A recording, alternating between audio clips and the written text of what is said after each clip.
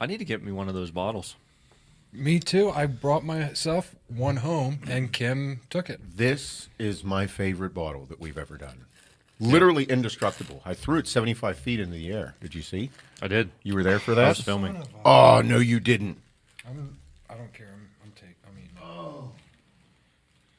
it's just a. It was just a cap. I thought it was like... just a vitamin.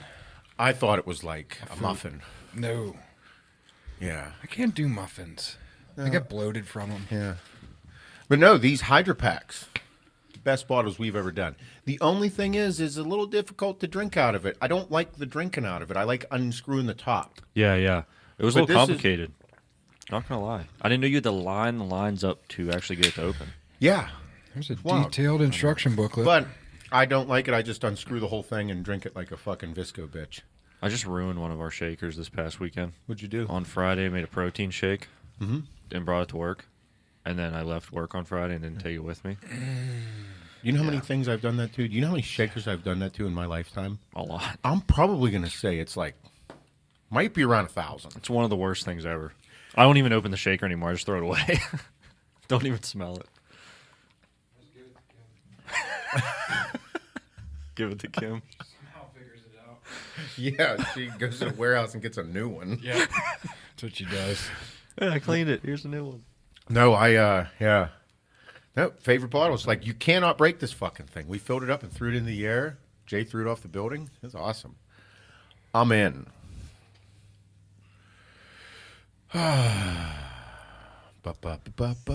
Do you guys have any like strategy when you're on the turnpike? Like Go- driving strategy? Go as fast as I can. Yeah, right. That's No. where my head's at. So we went over my strategy on our last ride home Okay. because Kim noticed me doing something.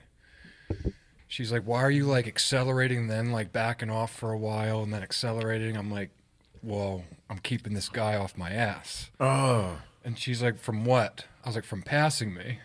And she's like, he can't pass you? I was like, "Well, no, he's going to go slightly slower than I want to go. Then he'll be in my way." Mm-hmm. She's like, "This sounds like a race." I was like, "It's definitely a race." Oh, yeah, that type of thing? Fuck yeah. I was like, "It's a race from Pittsburgh to Reading."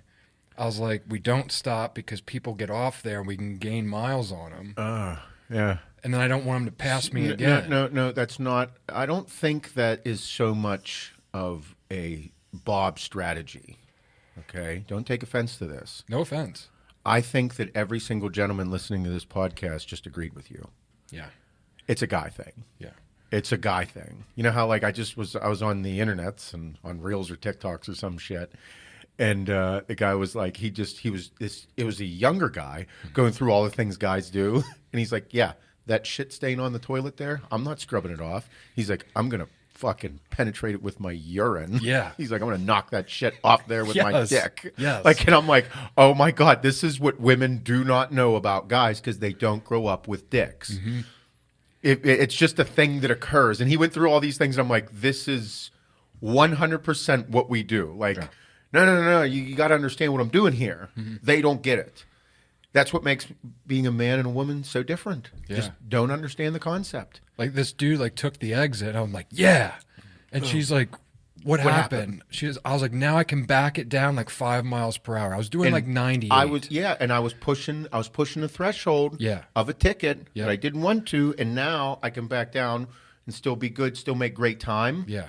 But also run less of a risk of getting a ticket. I like 88 to 90 because you can slow down 5 at 85 and potentially not get hit. Yeah, I got to see now. I have to go a little bit slower. I have to hang between that 78 and 85 because of the kids in the car. Oh, yeah. You know, 75, you're still moving at a good rate, but like on a vacation, I'm usually around that 80. Like I'm going like wherever I'm driving without kids, maybe 5 miles an hour faster, like 85. Yeah. Yeah, If I'm by myself, that's what I there's mean. no Like, cap yeah, on it, no, really. just less of a risk. Yeah. Also, the last time I drove the turnpike by myself, I did get a speeding ticket. You yeah, but no, It was just wrong place at the wrong time. yeah, it's a guy thing. Yeah. You slow down around the most dangerous sections. That's what I didn't do that. But my strategy is very similar. Like every single fucking guy. Yeah. And then like when I have my truck on the turnpike, you have authority. Yeah, oh, absolutely. If you're coming up on a sedan, they will feel your presence. Yes. They will move. Yes. Every time. And if they don't, I make them. Yes. I make them feel the heat for Yeah, sure. well, absolutely. Yeah. Absolutely. Yep. Mm-hmm. Yep. That is how all of those memes and everything started about dickheads in big trucks. Mm-hmm. It's where it occurred. Yep. Because, yes, you don't like it. If you don't like it, bitch or go buy a truck and then you'll understand. Yes. Because every time Hannah drives a truck, she's like, this is a big vehicle. I like it. Yeah. Yeah. That's why we have trucks. It's indestructible. Yes, Nearly. they can do so many things. Yep. That you can put things in the back of them that are super heavy. You can do work out of them. You can pull things with them. Mm-hmm. You look cool in them. Yep. Yeah. I like all trucks. Mm-hmm. I'm not going to lie. I need a dually. Yeah. Complete the fleet.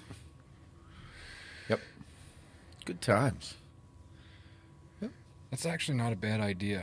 Get like a big car carrier too, just in case we have to pick something I'll up. buy the dually. You could buy the car carrier. Done. Yeah. Then we could do things together. Mm-hmm. Just wrap them to match. Look cool. Mm-hmm. I'm game. Okay. All for it. Cool. We're in. Fucking right. We'll Nice. buy more cars and dualies, and then we'll just transport vehicles Dude, for a side gig. That was so quick. Like it's so quick. We just made $1 someone- million. Yep. Yep. Just like that. You guys you're welcome. Good morning, everybody. Welcome to the HWMF Podcast. I'm your host, Seth Feroce. Here's my heterosexual life mate, Bob. Good day. And our esteemed... Man, good job. Nice. Rise of lights. And our head of IT and specializationer and marketing, and you pretty much do everything here. Yeah. Hello. That's Shane. Yeah. Yeah, good job. And Tristan works at Axe and Sledge. Yeah, he does. Actually works for AAR. Yeah. Yeah, I get paychecks from Axe and Sledge. You actually get paid paychecks from 4DH. I do. Well, I got my W-2 the other day, so it's just in my kitchen somewhere. So that means I do get paid by 40H though. Yeah. So. Yeah. Yeah. Yeah. So now he works for the HWMF podcast. So now, how cool is it? Like whenever you gotta go buy something, like who pays you, and you have to put in there 4DH Inc. Yeah. And we're like, what the fuck is this? What is this? So, I work for these 4 dickheads, and then people. That's who owns this company. Like, what do they do? Well, it's a long story, but just search these people and you'll get an understanding. Oh, okay. T-shirts and supplements. Yep. T-shirts and supplements. Yep. It is funny that's the dumbest version of what we do. Mm-hmm. T-shirts and supplements. Yep. Yeah. It's wild. Like I was thinking about it this morning. Like everybody's companies now, like the companies in the industry, like Axe and Sledge. Like it's a big fucking company. You have so whenever you look, like I look at the generations of supplements and how it all works. Like whenever I was growing up and in the industry, I saw Muscle Tech everywhere, and like Redcon has become the Muscle Tech of today. They're just fucking everywhere. Just is what it is. Nothing groundbreaking other than hardcore digital marketing, and a bunch of athletes. I was Muscle Tech. I was one of the athletes. I was there the whole time. I was there for 3 years. Saw 4 years. Saw it all. And then, like, you have, like, other brands that are the up-and-comers, like Axe and Sledge, Hostile. Like, you're starting to see former bodybuilders now have supplement companies that are quality, that are top-notch, and that are starting to do really cool shit in the industry. Like, that's awesome. You know, cool. That's so cool to watch because I remember, like, young Fuad. I remember him. Like, and obviously me being young. You know what I mean? And now we're in these situations where the companies are just growing and doing cool shit in the industry. It's super cool.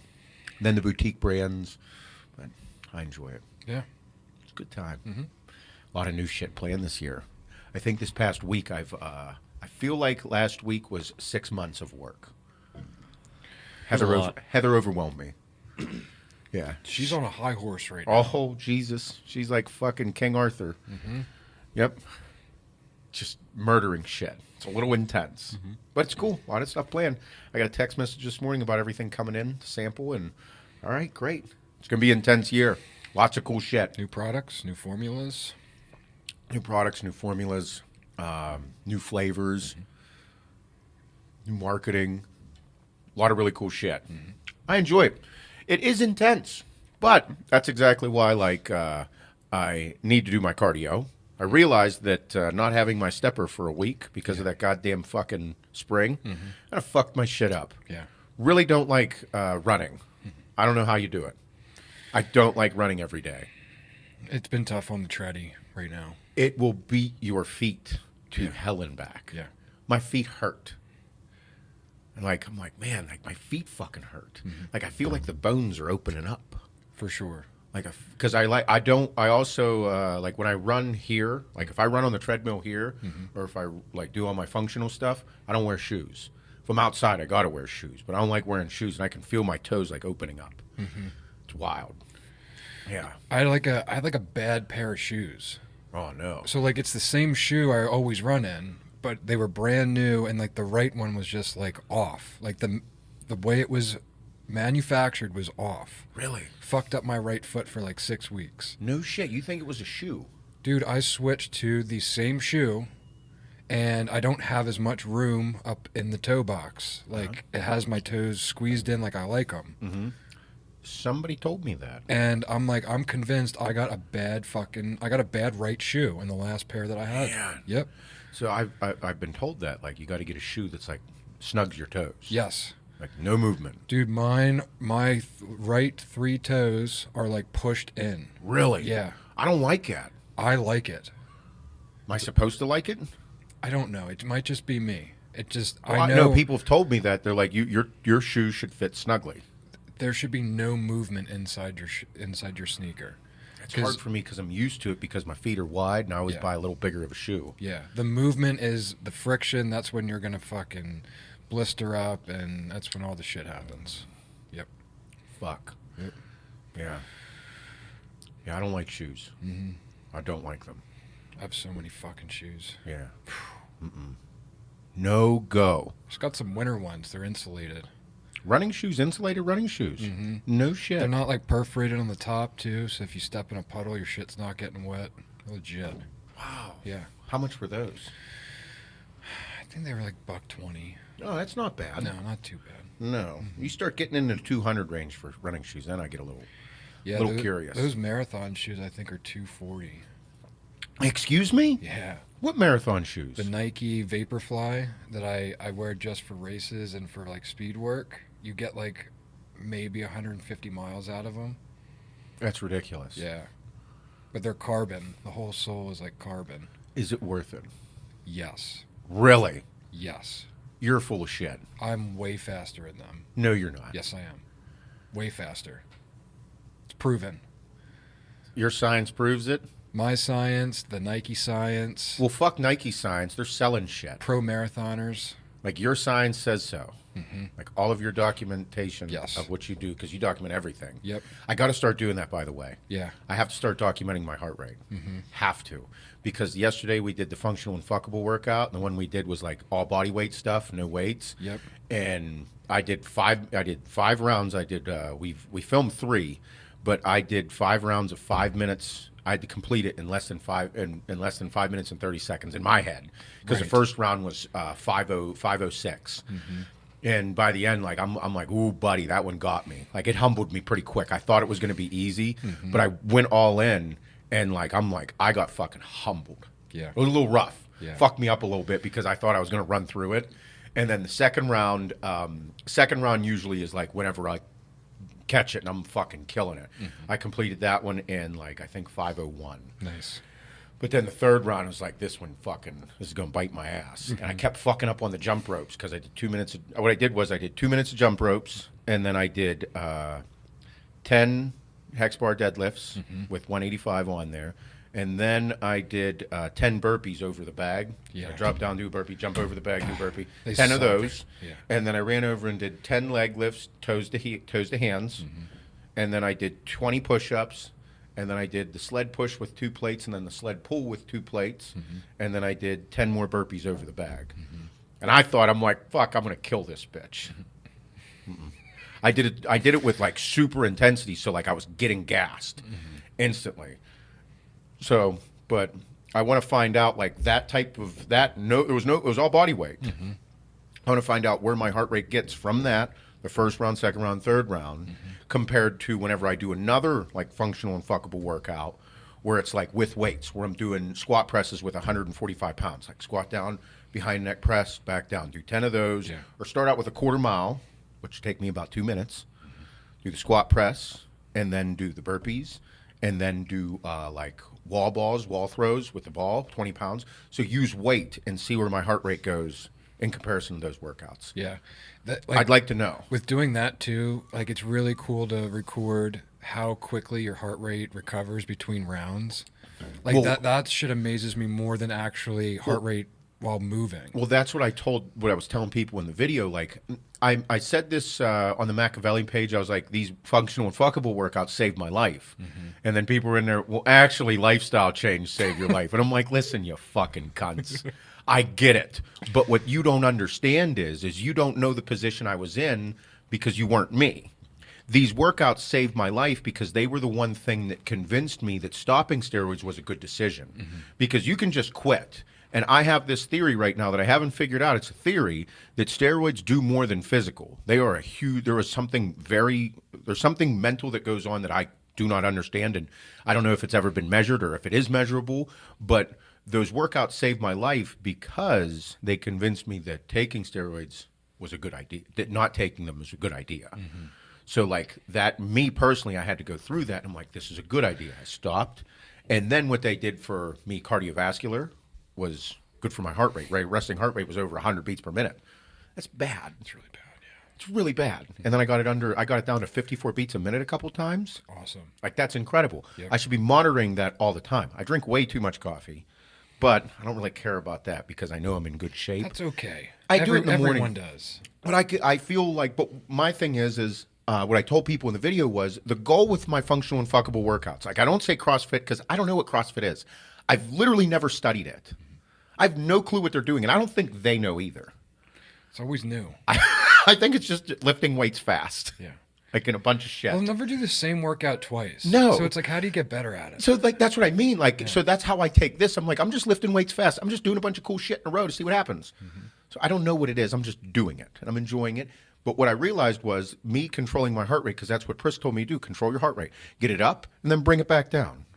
Bring it up, bring it back down through breathing techniques. Yep. So after I'm done a round and I'm breathing heavy like a bitch, and okay, no, calm down. Get your breathing under control. 5 seconds in, 15 seconds out.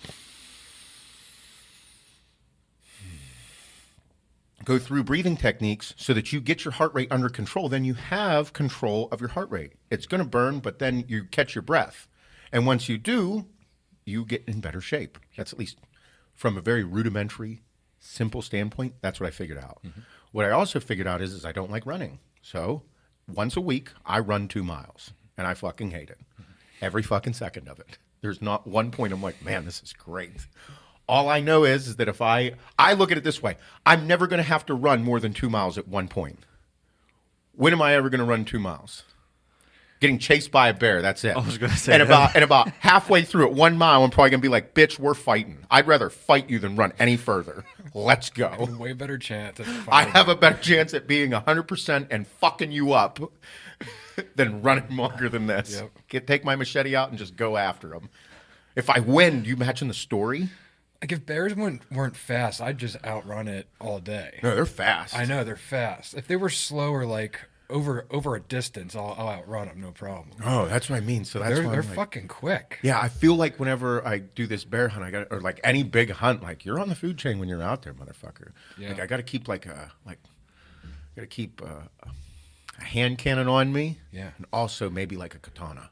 Yes. Because I feel like if I could like a 5-inch blade, I don't stand a chance. Yeah. That bear paw is gonna fucking kill me. I feel like if I have a sword, I have a chance. That's such a valid point.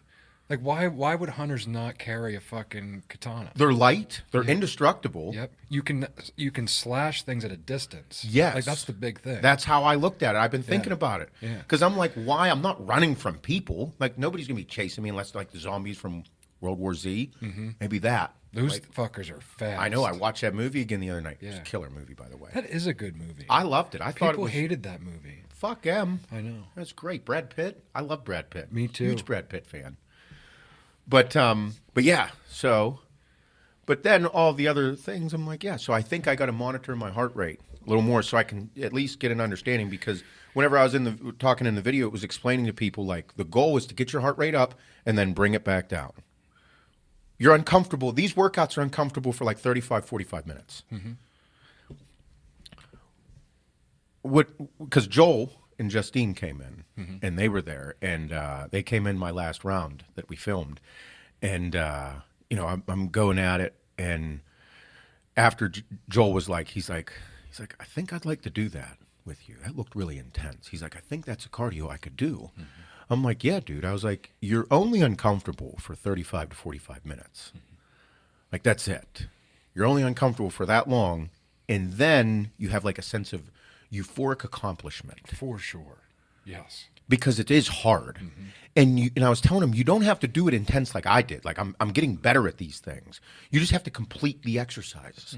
Complete them. Get outside of your comfort zone, because he's a big man. Joel's like, what is he, like 6'3", 280? Big dude. He played football, college football at like 330. He's a big dude. And that's what I was saying. You just got to get outside of your comfort zone and be super uncomfortable for 35 to 45 minutes. That's it. And then afterwards, you have this euphoric accomplishment, and you're like, I can do this. Yeah. That's all it takes, is those stepping stones for people to be able to do it. And then you're like, fuck yeah, I'm going to do it again. I'm going to do it again. And you can still look at them as like sets and reps. Yeah. Oh, I do. Because that works. That's what still works for me. I do. I had a 10-mile run this morning, but it was still sets and reps. Like, I still like have 2 minutes at this pace, 1 minute at this pace. So I'm like, okay, I got 2 minutes of work. That's it. And then I get a 1 minute jog break. Yeah, that's it. So and you like, look at the jog as a break. Yeah. 100%. You break it down like that, it is all manageable. Well, I told him to start, because I was like, Joel, I was like, what you need to do is, because he hates cardio. He's, the epitome of a meathead. Power lifter back in the day, all that stuff. I'm like, you just have to do this. Start. This is one of my favorite places to tell people to start is, start on the treadmill, complete 1 mile. Okay? Just go do 1 mile. Jog it, walk it, just get the fucking mile done. Okay? Then get off of the treadmill and do 100 push-ups, 100 sit-ups, 100 air squats. That's it. It's your first one. Just get 10 sets of 10 of each one of those things. Do 10 push-ups, then 10 sit-ups, 10 air squats. There you go. And then the next one, do this. Complete a mile. Get off there. Do 100 sit-ups, 200 push-ups, and 50 pull-ups. In any order. I don't give a fuck. Just get them done. Completing those will put you into a category that you're like, fuck, this is actually like not bad. And you're just lifting weights fast. That's the goal. That meme of lifting weights fast is real. But end of the story, I think I need to monitor all of my shit. For sure. Because then I'll have a better understanding of what's doing what to me. Yeah. You got to get the chest heart rate. Well, that's what I need. I was going to talk to you today about getting that, and then I could post it and show people, like, because I think the hardest thing that I do out of all of these is the sandbag driveway workout. Yeah, for sure. For sure. Because I have like a first round, and it's two sets, and then my second round is running them sandbags up my driveway. I got to measure that driveway. I want to say that driveway's like 700, 800 feet. Maybe 700 feet. It's probably an eighth of a mile, right? That's what I was thinking. I think it's an eighth of a mile. Yeah. You know what? I know. I'll get the water line got ran. They measured it. Yeah. I think it was 600 feet from the top to the bottom. And then probably like 650 feet from where I carry the sandbags. Something like that. Yeah, that incline work, that pushes your heart rate like crazy. Bro, when I'm carrying the 50-pound bag up, I start with the 50, then do the 100, then the 25. I take that 50-pounder up and I can jog. And at the top, dude, my heart's pounding. I get that 100-pounder out of then I run back down, or walk, jog. Yeah. Don't want to hurt the knees. Blow it out, running down there with no weight, look like a pussy. Then pick that thing up and run, and I don't run. It's like I'm just like... Yeah. Strong movement is how I would do it. Whenever I'm at the fucking top, it starts to incline more. My heart, I can literally feel it beating out of my chest. It's wild. Yep. So I'd love to know what that is. Yeah. I mean, the last 15 minutes of my run this morning were at a 2% incline on the treadmill, which isn't much. It's just like slight incline. But, dude, you start feeling it 1 minute in. You feel it immediately. Yeah. Incline work is ridiculous. Yeah. I agree. Yep. Yeah. But at the same time, I love lifting weights, but I guess as I've gotten older, and that's been the big transition I was talking about, these fucking workouts, like, saved my life. Like, how many fucking videos out there? I was so going to say it, dude. Everybody's such a fucking cunt anymore. Nobody just lays it on the line for how things are. Like, how many fucking videos out there are there about people saying about how bad steroids are? There's a fucking ton of them. Mm-hmm. Everybody fucking knows it, but then nobody wants to do the cardio or do anything. They just want to take another fucking pill. They want to take a fucking blood pressure medication to get their blood pressure down. They want to take something else to combat one problem when instead of doing the fucking work. It's like, you bitches are complete fucking cunts. Mm-hmm. Like, understand that you have to do the work, and then whenever you do the work or you start looking different, you still get accusations and bullshit put against you. It's wild. Mm-hmm. But anyway, like, these types of workouts are what will help you in life, like actually function better in life. They will. Like, it's proven with me. The lifestyle changes. If you say, oh, I got to stop, you got to stop taking the gear, well, then you actually have to take care of yourself. You just can't keep taking, 400 milligrams of underground testosterone and doing cardio 2 times a week and still lifting 5 days a week like a bro split, and then expect all your symptoms to go away or be healthy and live forever. No, that's not how it works. And then still eat like a schlup. I had to stop the gear, change my lifestyle from a food perspective, stop eating like fucking a meathead because it's not good for you. And then on top of that, change my training styles. And then the training styles is where it started. That's what stuck with me. It was like, this is a good idea. Then the eating changed as well. And then my appearance in the mirror changed. And then my mindset completely changed. Mm-hmm. Yeah. But I still love lifting weights. That's the other thing I was wanting to say. Yeah. So, it's the topic of bodybuilding. You know how everybody's like talking, like all the review videos on the internets about especially in bodybuilding, because I follow it and it's my YouTube channel. There's a lot of on my YouTube search or start page. Yeah. Nick Walker is like 300 pounds now. He's fucking massive. Okay. Nick people have called him a ticking time bomb. Is he growing too fast? All these things. Now, Nick is Nick Walker. He is fucking in it in bodybuilding. I don't think there is nothing changing that young man's mind. No. I don't care what you tell him. I don't care what is said about him. Nothing like it, because in his head, he's like, I'm going to be Mr. Olympia. Now, in order to be Mr. Olympia, you have to think like that. You can't think about anything else. Nothing else can matter. Now, this young man might die. He knows that, okay? We all know it. It's not like it's a fucking secret, yet everybody's like, there's underlying things like, oh, he might be growing too fast. Well, bitch, what you mean is he's growing too fast and he might die from taking too much shit and eating like a fucking animal. Yeah, you're right. He might die. He might. But on the flip side, there's documentaries out there that I've been watching and really enjoying, like the 14 Peaks, Free Solo. Have you guys seen the trailer for Free Solo? No. Holy fuck. Holy fuck. Dude does, have you seen it? No. Dude does ropeless climbs, rock climbing with no rope on fucking rock faces. Mm-hmm. No rope. He's just free climbing the whole time. And this whole documentary, Free Solo, is about this dude climbing like the craziest rock face in the world. Al Cap, I think they call it. And they're like, he might die. He's not taking no fucking steroids. He's not doing nothing like this. He's living out of a fucking van, traveling around, climbing rock faces. Bitch might die. The whole thing was his friends didn't even want to film him because they'd be a distraction and possibly watch him plummet to his fucking death. Okay? Ain't nobody giving that guy shit. Like, fuck yeah, let's watch it. So I've said this for a long time on here about this subject.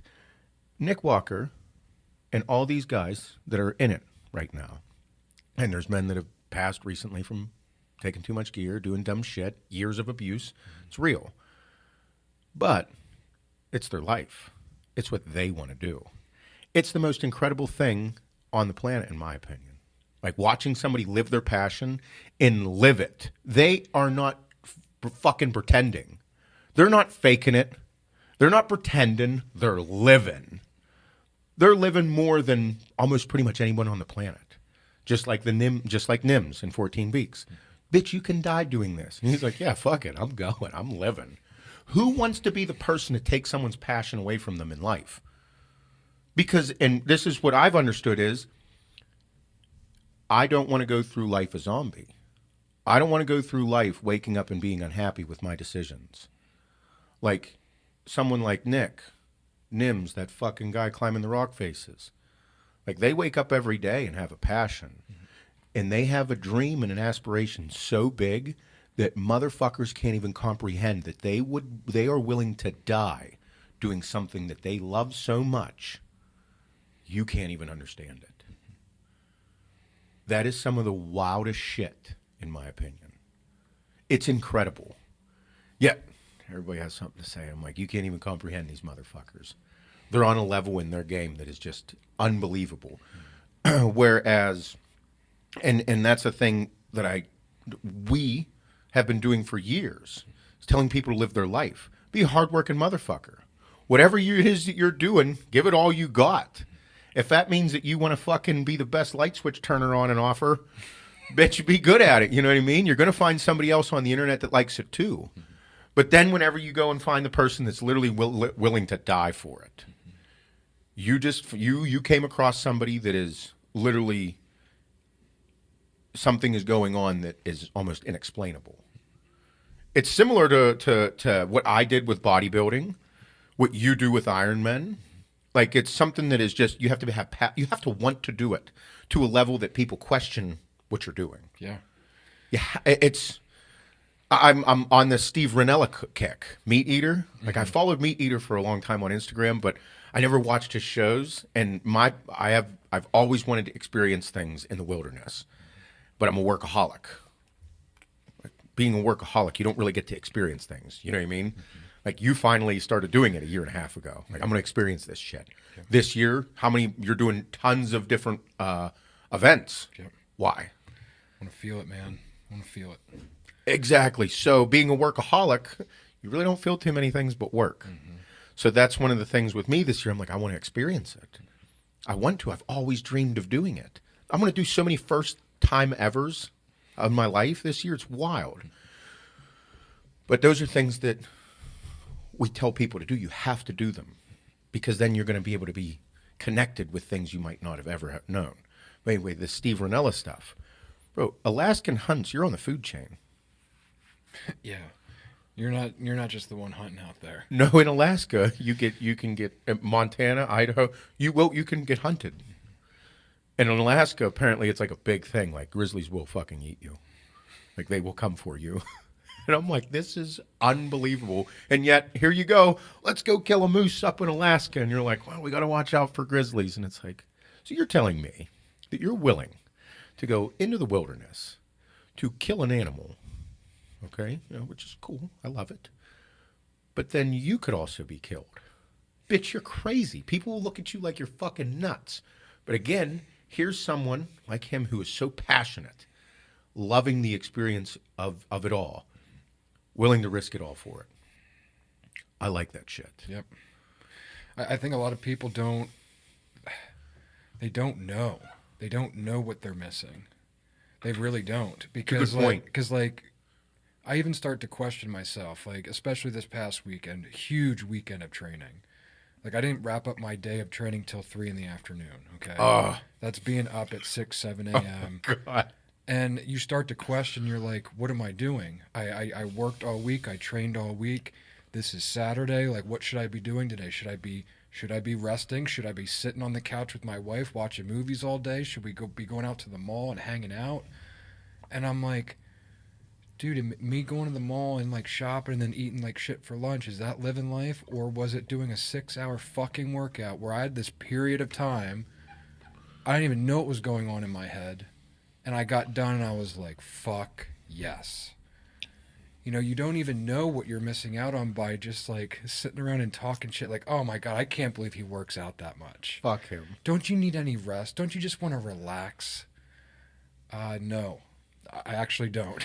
I don't anymore. Well, with watching people do some endurance training, whenever you go and do a half an Ironman or do an Ironman in Alaska or Lake Placid or whatever it is you go and do, that experience is your experience.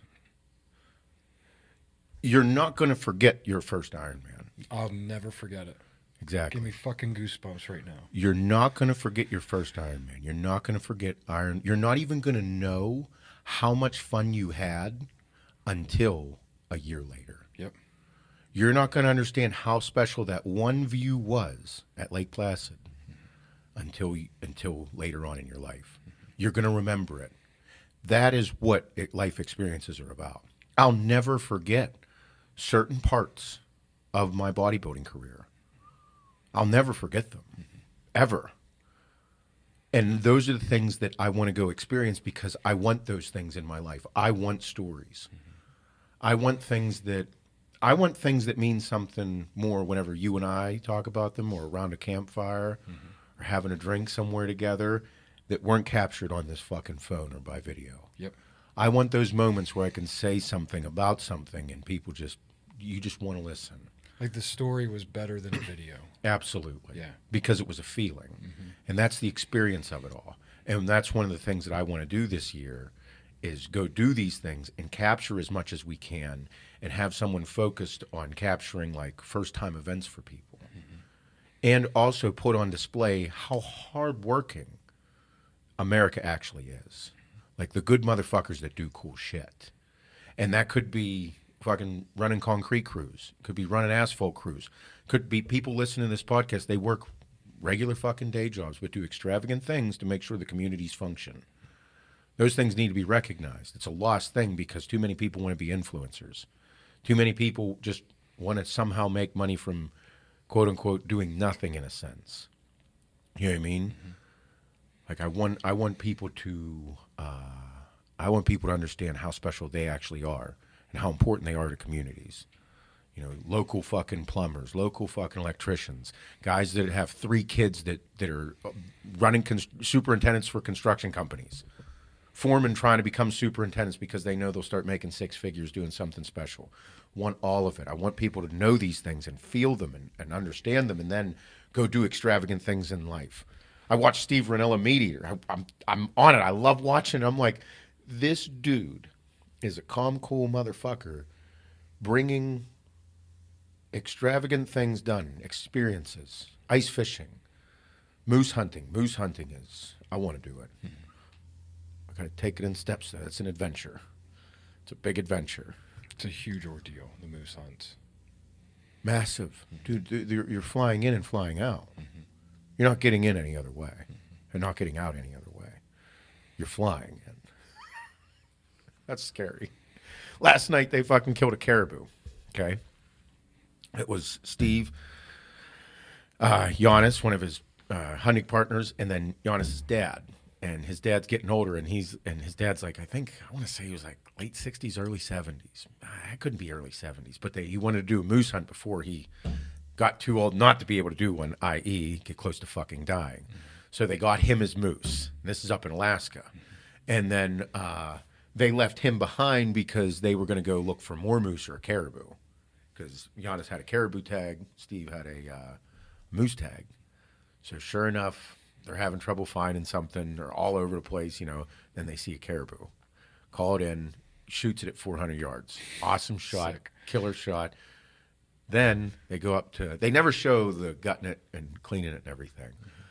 But first thing Steve did, whenever he got there, he cut the fucking caribou's eyeball out. He cut the eyeball out, like right away. Cut it out, and he's like, so the membrane, the fat on the back of the eyeball actually has this wild water flower doughy texture and taste. It's wild. And I'm like, these motherfuckers just cut the eyeball out of this fucking caribou, cut it out, pulls it off, and then hands it. He's like, yeah. He gives it to Giannis. He's like, yeah, try it. He's like, it's like a doughy texture. It's wild. Tastes like dough. Fucking takes the fat from the back of the fucking eyeball, eats it. He's like, oh, yeah, it does. I'm like, oh, boy. Oh, my God. This is wild. And then he started talking about, like, just the whole experience of, you know, olden times and eating and everything, but it's crazy. Experiences in life, I want them all. Dude, you have such a small window of time to experience them. Yeah. I mean, I'm 33 years old. Yeah. I'm in great shape. Yeah. However, there's going to be a very abrupt stop, I believe, to me being able to do Ironman someday. Like just getting older, wear and tear, some sort of injury, something's going to occur. Maybe not, but it's never going to be at the level I am now or the level I could potentially hit the next 2 or 3 years. This is my time. You have a 10-year window of you fucking shit up, in my opinion. Yeah, exactly. And that's it. And it's like, dude, you miss that, you'll never feel it. Where like you can live it right now. You could do it right now, feel it. You hit that point where you can no longer do it, and you always have that part of your life. Yes. You always do. When you meet people that are like starting to do it and be like, fuck yeah, I remember I did 4 Ironman in 1 year. Yes. And they're like, holy shit, 4 in a fucking year? Like it's a good point because all this talk stems from what we talk about, no problems, just work. Mm-hmm. You know what I mean? Because we're so able-bodied and capable. Yep. Being uncomfortable for a fucking HIIT workout for 45 minutes. Bitch, that's not a problem. That's a privilege. Mm-hmm. You can be uncomfortable for 45 minutes. People wish they could be uncomfortable for 45 minutes. And here you are bitching about even having the ability to do it. Mm-hmm. You can't. Then we have like all of these abilities to do this. And like you said, you have a 10-year window, let's say that, to be at the top of your game. Yep. I've fucked myself up. If I have I'm 37 years old. Let's say I have 35 years left. 72 is like my day, my year. That means I only get 35 more summers, 35 more winters, 35 more Christmases. It may seem like a lot, but being 37 years old, I still feel like kind of a young kid at times. Yep. I'm like, this is unreal. You better get your shit together and start doing some shit you like, because if you think you got 35 years, you might only have 25. You might not have met more than you think you have. So if you aren't doing these things now, when the fuck are you? You going to make another excuse this year? You're going to make another excuse not to do it. You're just going to continue to make excuses, because we all know people in our lives that have done those things, and then they regret it. Their regrets are the ones at the end of life where they're like, fuck, I should have did this. I don't want to live like that. I just want to go do it. No, and I don't want to wait. I don't want to wait till I'm in my 40s or my 50s and be told by the doctor that I got this wrong, I got that wrong, I need to lose 35 pounds, my cholesterol's fucked. Dude, do you know how hard it is to lose weight when you're in your late 40s, 50s, 60s? It's almost more stress on your body to lose it, to try to get healthy, than it is worth it at that point. I'm watching it occur with older friends, with family members, they're like, everybody. Dude, you get to a point, you're like, if you're 60-some years old, you're not going to be able to put in the work to lose the weight and to feel better and to gain that extra 10, 15, 20 years of good health. Mm-mm. Dude, you got to get in shape now, and you got to stay in shape. That is what we preach. Yep. You have to. Yep. Because we all know people that are. Say you are that person that's 40 years old and you're like, fuck, I'm 50, 60, 70 pounds overweight. Mm-hmm. Yeah, dude, start now. Mm-hmm. We watched you do it. Yep. People have watched me do it for the past 18 months of fucking cutting out the gear and changing how I do things. Mm-hmm. You have to. It's just a starting point. But I do say this, today's day and age, we are a weak, soft fucking population. We are a weak, soft fucking society. In some way, shape, or form, all of us have weaknesses and soft spots. You know what I mean? Because we live very comfortable lives. Very comfortable. Just make yourself a little more uncomfortable and start taking some of those weaknesses. Your food, I'm a foodie. Yep. But I know that like when I function way better whenever I limit my food, control it, and eat higher quality. Bitch, I am a different person. Mm-hmm. Over the holidays when I was eating cookies and enjoying it and all that, I was a fucking softie. It's a holiday. I'm a little bitch. Now I'm going to fucking, now I want to kill things. Mm-hmm. That's it. That's where I'm at. I just want to fuck everything up. We should want to do that regularly. Yeah, and the other side of that, which this is even worse to say, I think, in my opinion, people like are so, they're not very ambitious to even like, dude, you don't have to go out and run an Ironman. You don't have to go out and do these big elaborate things, but they avoid doing like an active like vacation. You know what I mean? Where like, say like a trip to the mountains where like you're like outside hiking or doing something outdoors for like 4, 6, 8 hours each day. Dude, that takes more than just sitting on your ass all day, every day to be ready for something like that. So like they'll avoid that style vacation like altogether. And I'm like, dude, that's what humans should be doing. We should be exploring as much of this planet as you can physically or financially or whatever it may be afford to do. I agree. If you don't, what are we doing, man? Like if I only saw Westmoreland County, like for my entire life, like dude, you just missed out on the purpose, man. Well, I think I agree. You're 100% right. Mm-hmm. Like the active stuff, I think in society, marketing companies, alcohol companies, food companies have jammed down everybody's throat how happy they are to drink and eat shitty food. Yep. And I think it took over everybody. Now, motherfucker, I love a fresh cold beer. Yeah. I like a good bourbon, like a fat fucking thick steak. I like ice cream. But I know that if I do all those things, I'm not a killer. And I'm done pretending that I want to be anything but a killer. I want to fucking kill everything that I ever do. Yep. Anything that I go do, I'm going to be a hard working motherfucker. If my goal is to fuck you up, and I'm dead set on it. If my goal is to go complete tasks, I'm going to complete them. Whatever it is, that mindset. And I think that we get tied up because also what I didn't say and should have prefaced it all with was stress. The stress of financial gain. Being financially set in your life. Like that is also brought on by society where you need to be set to do great things. And you don't have to be, but you have to work for it. And no matter what, no matter if you have money or don't have money, there is going to be stress in your life.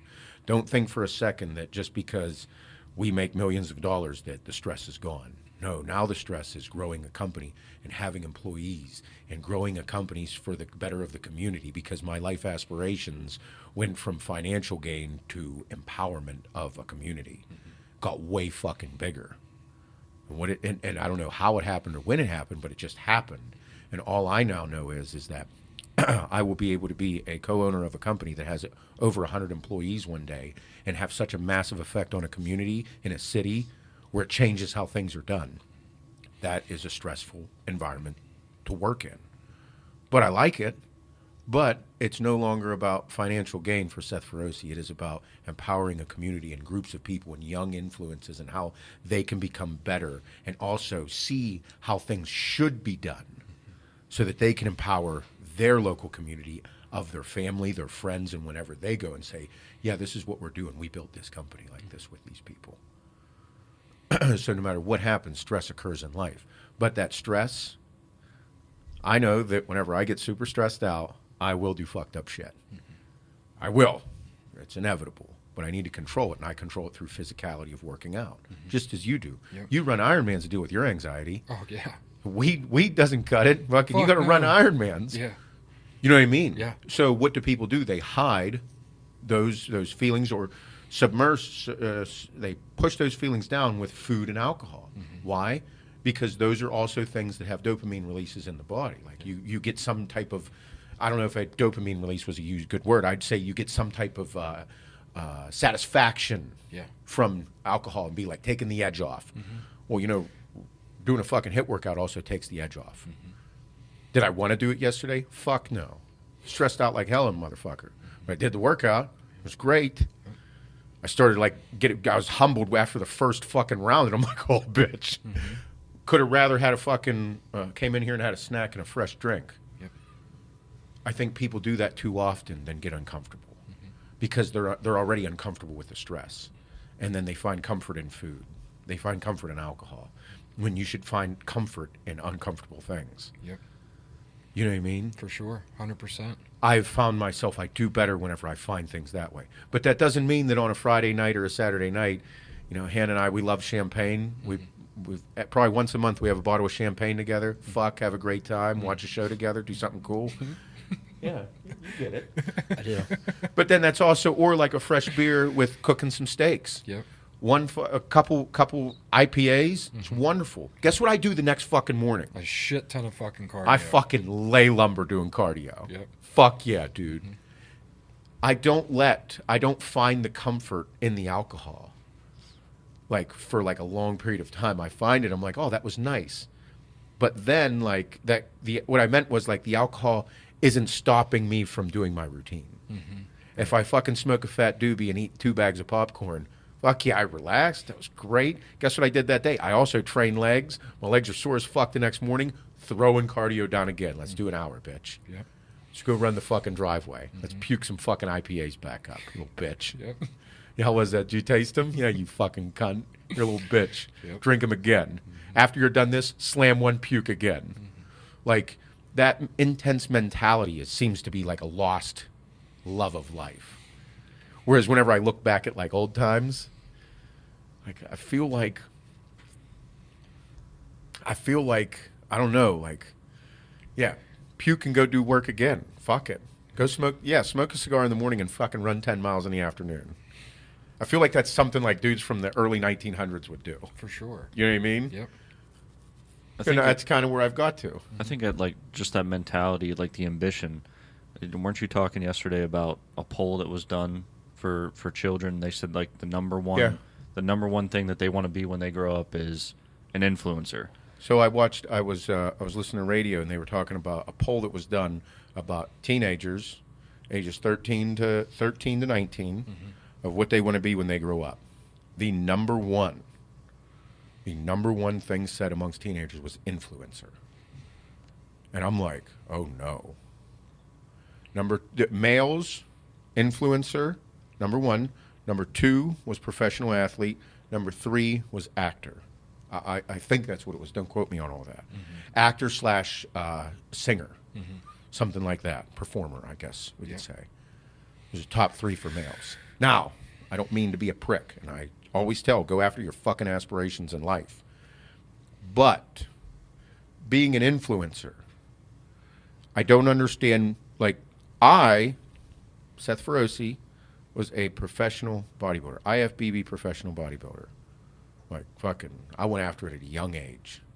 Hit it running. Like, that is my status. That is where all of my quote-unquote clout comes from. Bitch, I fuck shit up. I was shredded. Literally one of the most peeled motherfuckers on stage. Feroce shredded. Shredded to the point of next to death. On the hospital days after shows. Yes, maybe that was a bad thing. But if you're an influencer, what do you hold? What status have you done? What have you completed? What are you offering? Like, what are you doing? That's what scares me about today, is just being an influencer. I'm special. No, that scares me. You know what I mean? Well, yeah, because, like, dude, it's so fucked.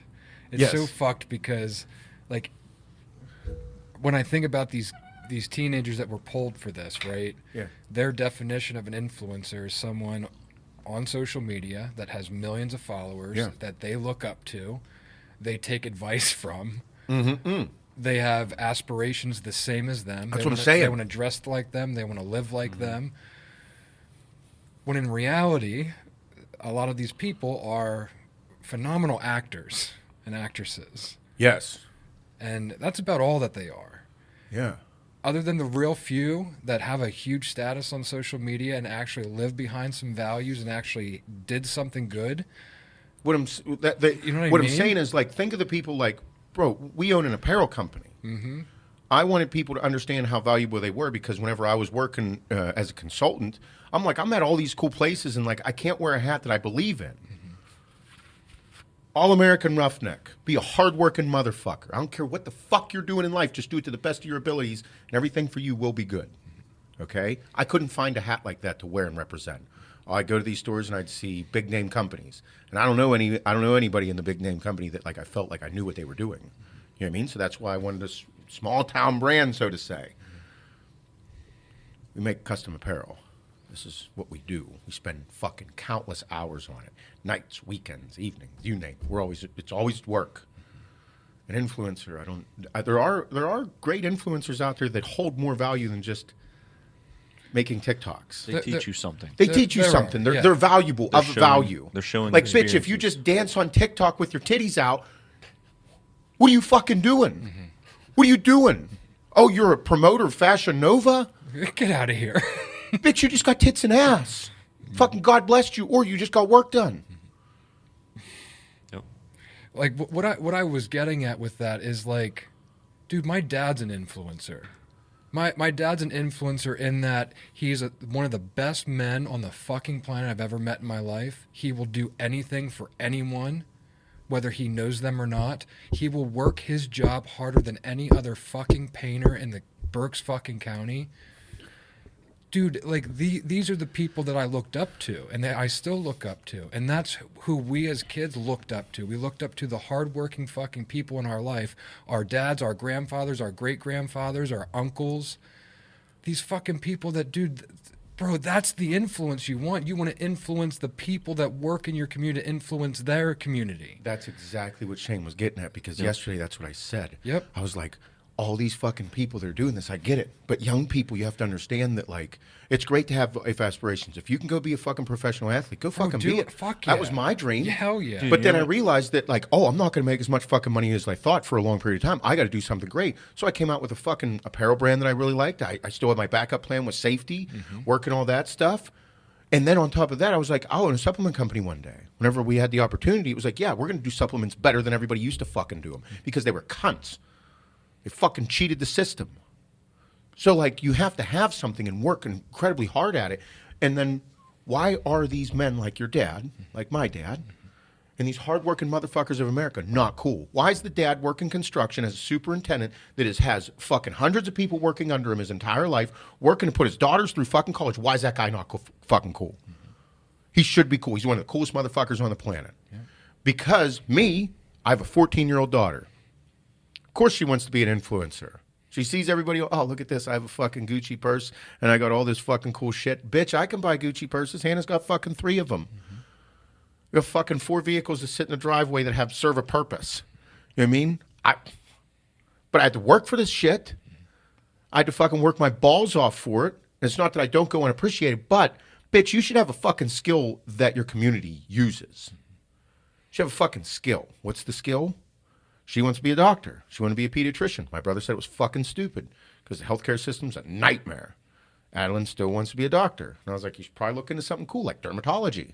Why? Because every dermatologist I know is fucking booked for 6 months. Yep. 6 months. So she looked into it. Yes, they make a lot of fucking money. But then guess what? If you want to be an influencer like Dr. Pimple Popper, she's not really an influencer. She's a dermatologist. And then she has people that takes what she does on the internet and put it on the internet. It's good marketing. Yeah, it's genius. But her focus isn't make videos. But it isn't, because her thing is she's still helping people. Do you know how fucking that's why I got to her. I was like, skin problems. So go be a dermatologist. You own your own practice. I was like, yeah. I was like, go do it. It takes fucking 10 years to become. It takes 10 or 12 years to become a dermatologist. Yeah. Beginning to end with all the schooling. But I'm like, guess what? You know what I learned? I didn't know what the fuck I was doing until I was 32.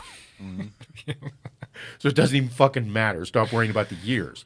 So it's those things. But, like, we need those things. We need people to do things in life. We've been saying it forever. Like, young men, go learn a trade skill. The day will come whenever those trade skills double in price. Yep. They're going to double in price very soon. They already are. But what I'm saying is another 5 or 10 years. Yeah. Plumbers, electricians, home builders, even painting. I know. My dad's 60 years old. I mean, he's obviously not going to do this till he's 80. But, like, he'll be done for his area. My dad paints, dude. If you're from Berks County, you probably call my dad. Yeah. You know, and it's like once he's done with painting, like who do you call? But if your dad had an apprentice that was with him for 5 years from the time he was 18 till 23, 25 years old, grinded with your dad, and your dad's like, hey, I'm done. And you can have the name. This kid would be like, I'm going to be so fucking busy, it's going to be wild. I'll never have to worry about anything. And then you can hire another crew or another person that's like you and make it bigger. And then you guys have a business together and do cool shit. Mm-hmm. It's literally how it works. Mm-hmm. But these trade skills are very important. Like, I couldn't stress enough to young men, learn a fucking skill. Mm-hmm. Learn a fucking skill. That should be the aspiration.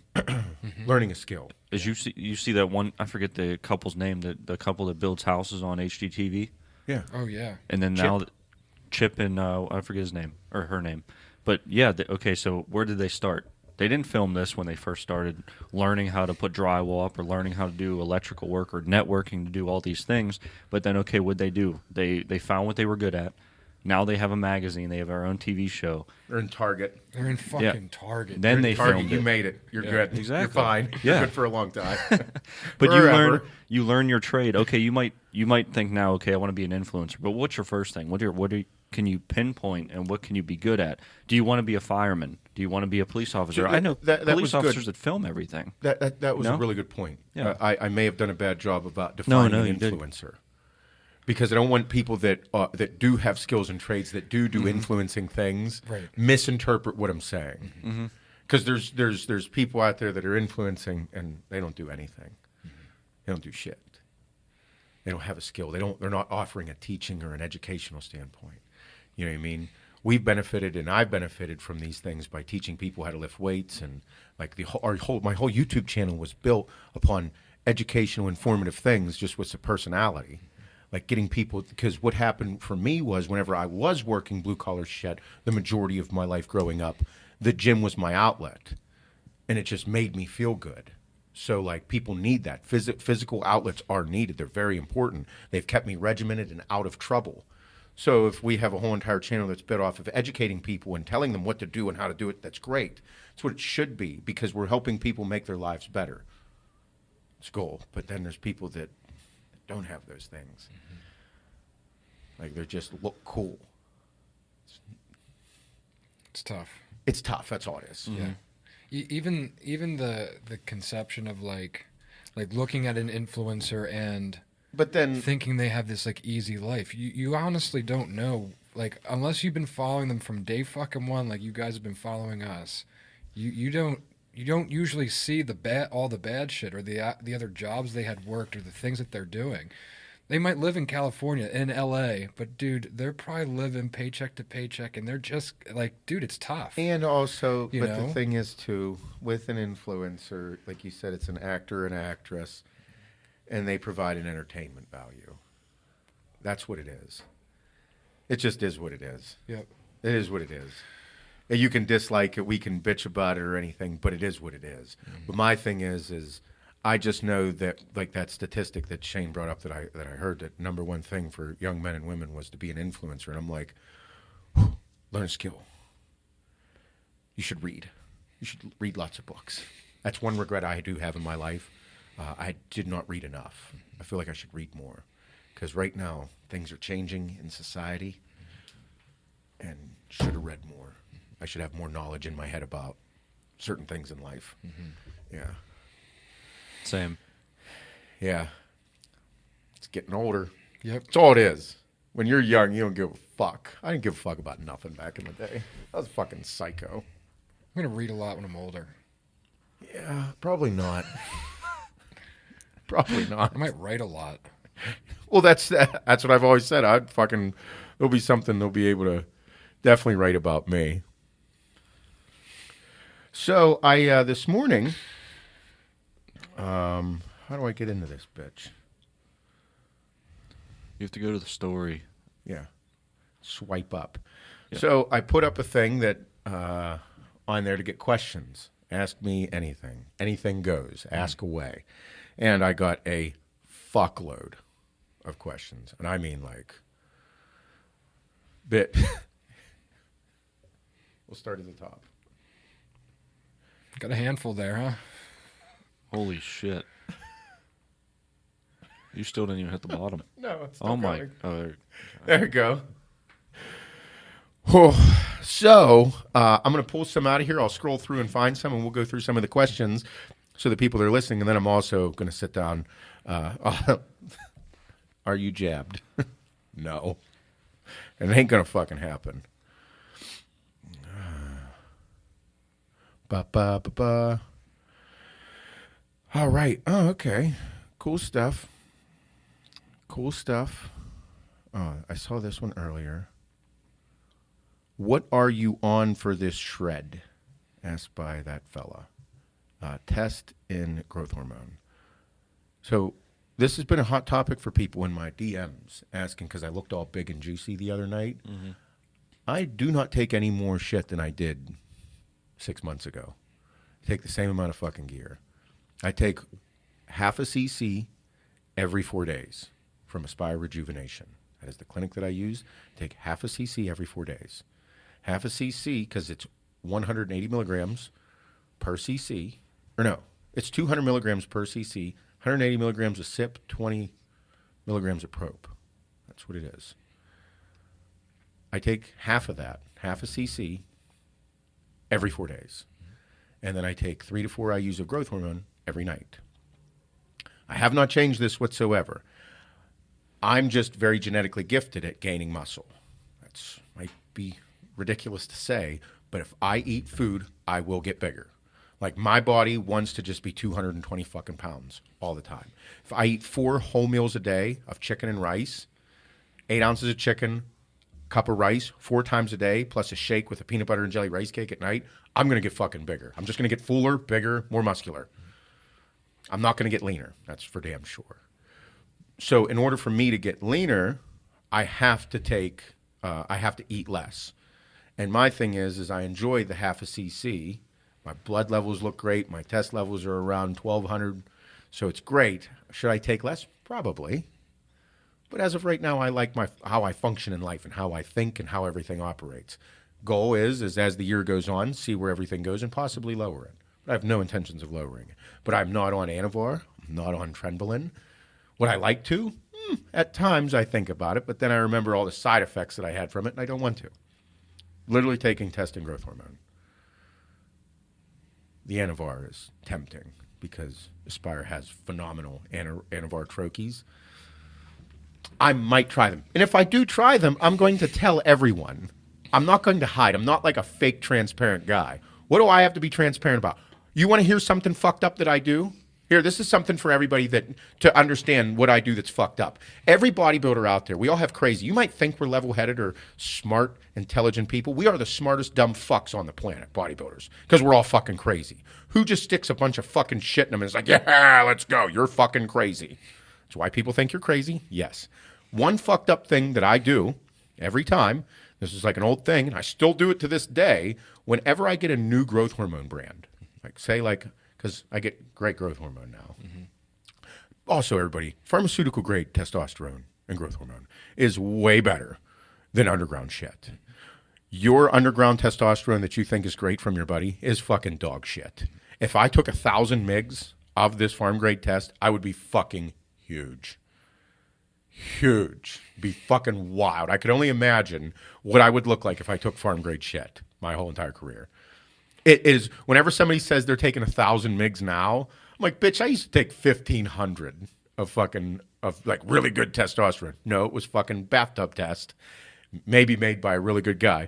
But if I took 1,500 mgs of this testosterone, whole different ballgame. A little wild. Whole different ballgame. So anyway, one fucked up thing I do is I'll just take 10 IUs of growth to see how I react to it.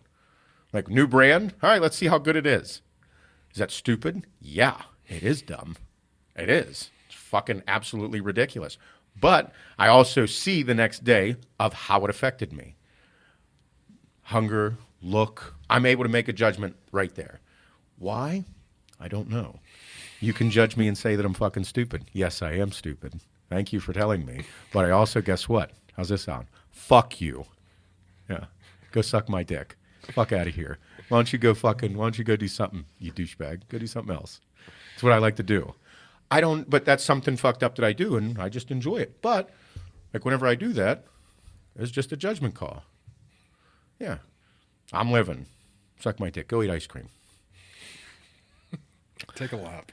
Fuck you, take a lap. I love that guy. Are you still taking growth hormone? Answered that one. Take a lap. SARMs, pro hormones, or gear? Fucking gear all day. Why? because it has more. At least know what you're. Fucking Yeah, has more fucking documentation of what's behind it. Won't do pro-hormones, SARMs, not big fan. Peptides, yeah, I'll fuck with peptides. BPC 157 and TB 500, yeah, those are great for recovery. How's the Ram TRX? It is wonderful. I'm thinking about buying a Raptor 2 and a dually. Complete the fleet. Hashtag complete the fleet. Complete the fucking fleet. Jurassic Park. Fucking Raptors, T-Rexes.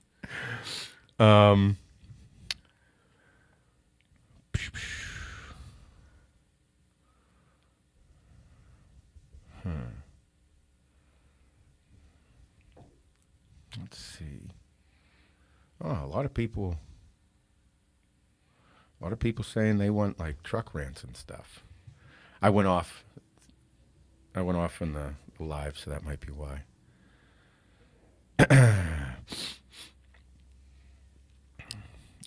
Calves for growth. Your calf muscles, how to make them grow. So I'll say this, like there's a bunch of bullshit out there about like sets and rep ranges, and I tried it for years, like, if I do heavier, like low numbers of reps, like 5 or 6 sets, low numbers with heavy weight, all that. Now, if you have calves, you probably got calves by not doing much. If you don't have calves, you do a lot and nothing occurs. And all bodybuilders are like, oh, yeah, his calves are small, though he doesn't work them. Well, if everything else is big on this gentleman, and he's worked incredibly hard, and he works his calves and then they don't really grow, but they have like diamond shapes and they look great, or at least lean, he works them. He just doesn't have the genetics for them. A lot of people work calves and still have small fucking calves. Every guy with small calves is like, yeah, they just don't fucking grow. However, you still have to train them to make sure they have a look. I will say that my calves have just gotten bigger from sheer volume. Stepper and walking and running, cardio. Cardio calves are a thing. You know that. Yep. I think that volume pushes calf development. I do not think it's like heavier is better. I don't know. There's a couple people that have good calf programs that actually do work for people that don't have great calves. I can't remember who it is. I want to say the hypertrophy coach. Mm-hmm. I think he had like a calf program. Oh yeah, he does. It's all about a 2x4. Like you got to carry this fucking 2x4 with you to the gym. But the thing is, I think it's like sheer volume. Yeah. Like you're carrying a 2x4 around to do fucking calves. Like you're doing a lot of calf work. Yeah. So, but I do believe I think me personally, sheer volume. Mm-hmm. I've trained calves for years, but I don't train them now. I just do a lot of cardio, and my calves they look great. Mm-hmm. I have good genetics for my legs, though. Mine haven't gotten any bigger. They're just diced now. Yeah, they look bigger. Yeah. And you run miles. Run on my toes. Volumes.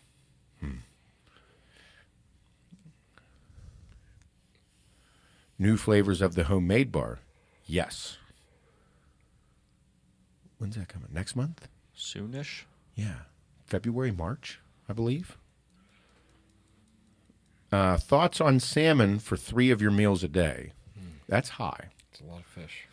I'll say that I like replacing red meat with salmon when I'm dieting. Easier on the belly, but make sure I prefer wild-caught salmon. Just going to say the quality is going to play a big role. It's just like any meat, like a red meat. Quality is going to play a role. Quality of it, and I think that I'd never do salmon 3 meals a day. I would prefer, if I'm doing fish, I'd probably say, I was talking to Justine, she does mahi. Tilapia is just a bottom feeder. It's a shit fish, but it's cheap. That's what I ate during all competitions and looked great. Orange roughy, tastiest whitefish there is, little oily, and you get roughy butt if you eat too much of it, so 1 meal here and there. Roughy butt, you hear about that? The anal leakage. It's a thing. A lot of the female competitors apparently noticed that. They shit orange. Yeah. Don't like that. A little different. They all look all hot, and then they got roughy butt. It's not a good idea. I don't like that. No, But I do say fish multiple times a day would be a good thing. Just watch what type of fish you're eating for mercury poisoning and all that shit. Let's take a long scroll here. Do you write down your goals for the year, or do you just keep them in your mind? No, write them the fuck down. Mm-hmm. Speak them out loud. Yeah, literally, you know, me personally, like conversations that I have with people are important. Communication is always important, but that means that communication with yourself is also very important. I think that having a conversation out loud with yourself in the mirror does wonders for you. Like having conversations with yourself may seem awkward or feel weird when you do them, but whenever you talk to yourself in the mirror, you're literally looking at yourself. Because if I'm just like thinking in my head, like they're great, they're thoughts. But when I speak them out loud verbally to myself, I have a conversation, and those are some of the most important with myself. Because I don't want to be a liar. I don't want to make myself a liar. That's like something I told myself years ago. I'm not going to lie, cheat, or steal anymore. I'm not going to do those things. And that was a conversation I had with myself, which I thought was more important than anything.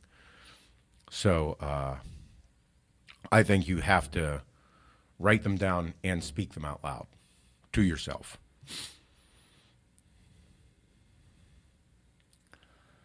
Here's a question we could ask you. Any tips on working at 4 a.m. on meals to gain the most? Or no, I thought it was working out at 4 a.m. Working at 4 a.m. on meals to gain the most. Whenever you're trying to gain weight, you just fucking eat. That's a question that I thought it was. Do you eat before you train in the mornings, Bob? Yes. What time of day do you train? Usually started by like 5:30, 5:45. Okay, so if you're training at 5:30, I'll eat at 4:45. what time do you wake up then? Like 4:30. Okay. What are you eating? I'm eating like 2 pieces of Dave's Killer Bread with peanut butter and honey. That's it? And then like a full 24-ounce bottle of electrolytes. That's it. Oh, okay, so that's it. I'm literally just fueling the workout I'm about to do. Okay, so you're just fueling your workout. That is it. Yep. Okay. As far as nutrients go and macros go, Yeah. I try to shovel those in as soon as I can post-workout. That's why I have a fucking loaded shake within a half hour of my workout. Like during your workout? After your workout? workout, what's in there? So like probably 50 grams of protein, probably 50 to 60 carbohydrates, Okay. 15 fat, What's the fat from? peanut butter, natural peanut butter. Oh, so this is a fucking This is loaded up. loaded up shake. Like there's egg whites, coconut milk, farm-fed, oats. Have you peanut noticed butter, that fruit? from your egg whites, drinking your egg whites, do you know notice any stomach discomfort? Zero. So I didn't either. Like I love drinking egg whites in my shake. However, there's a lot of studies out saying that eating your egg whites is way more bioavailable. Yeah. Or they digest better and absorb better by eating them rather than drinking them. However, me drinking them back in the day, pretty fucking good. Yeah. It's Right. pretty good. Right. And I noticed, it didn't have really any stomach discomfort or bloat from them. So I was just curious as to anecdotal evidence from you as well. Yeah, I've had no stomach issues from my shake. No. None. No, because it's in the bodybuilding community right now, people that are drinking their egg whites, people are giving them shit, saying, oh, they're better to be eaten. Well, bitch, the study is done, and that's great. And the study is probably right. However, if I don't notice any issues and you don't have any, and I like it, why should you stop? Yeah, and like for me, like I feel like after a big workout in the morning, I am so depleted. I'm like a sponge. Like I feel like loading those macros and those micronutrients all at once, I just feel like it's just replenishing everything. And I don't know. That's just the way I feel on it. Yeah. I'll eat shortly after that. Like I won't wait a full 3 hours after that shake to eat. Sure, no, I don't think it's you like should. Maybe an hour and a half, 2 I hours. think that shake was to replenish what you just lost. Right. Like whenever I was training hard, not like that, but when I was training super hard and gaining and fueling workouts, like that shake was my post-workout shake. My post-workout meal was about an hour after the shake. Yes. That's how I viewed it, because you need the nutrients. That's exactly how I look at It's it. not like that's not your meal.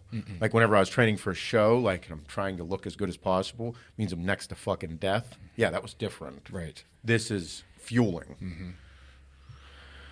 Do you even do cardio on your rest day? No. If I have a rest day, I'll make the judgment call of a full rest day, but I'll say that I still do active things, not just sitting on my ass being like, nope, can't do anything. Rest day. No, I'll go outside. I might, if it's summertime, I'm still splitting wood. I'm still fucking outdoors doing something. Man, there's a lot. What's the best way to cut? Okay, so this is a very hot topic. Every fucking YouTube, the people on the internet that have a very strong scientific background, I do not. I'm a bro science guy. I'm experiences. The calories in, calories out might be the touchiest subject on the fucking internet. Very. Okay? Mm-hmm. In order to lose weight, you need to be in a calorie deficit. Do you? I don't know. I didn't watch enough videos. It might work out that way for me. I don't know. So